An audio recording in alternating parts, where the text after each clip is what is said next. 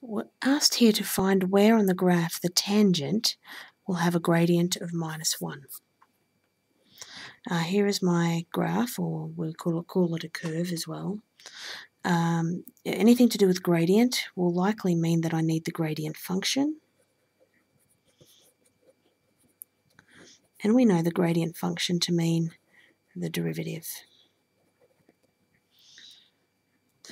As you're working through questions, you need to keep your notation consistent. If you're given the equation that uses the graph y equals, the options we have for the notation for the gradient function will be y dash or dy dx. You can use either, it's up to you. This is more like a shorthand version, but both are fine. So before we begin, we'll need to turn this into a index form. So I'll write that as y equals x to the -1. Now I can use the power rule to find the gradient function. So y dash minus, bring that over, x to the -2.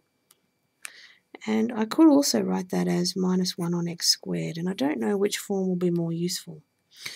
If I want to substitute values in, this one is often more useful. If I need to do more calculations with it, then maybe this form will be more useful. What I need to do is find where the graph will have a gradient of -1. Well, I found the gradient function.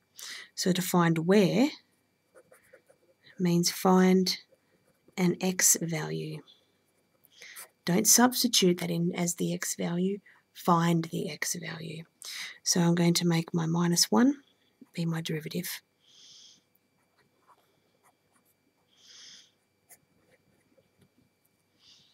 And I'm going to solve for x. I can divide through by -1 and get rid of my negatives. Times by the x squared.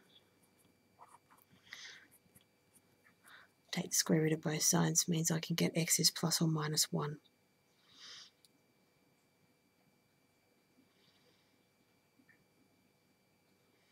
Means there are two places on this curve where the tangent has a gradient of -1. These are just the x values. Sometimes the question will require you to find a coordinate or a point, and sometimes it just wants the x value. It's not very specific here, it just says find where, so let's find the y value that goes with each of these. So I want to find the full y value, the coordinate point.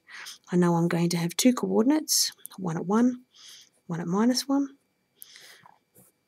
And I wanted to find the y value, so I'm going to use my original function, not the gradient function. So I'm going to substitute 1 into here. I get y equals 1 divided by 1 is 1. Then I substitute -1 into here. I get 1 divided by -1 is -1. So these are the two places where this graph will have a tangent with a gradient of -1.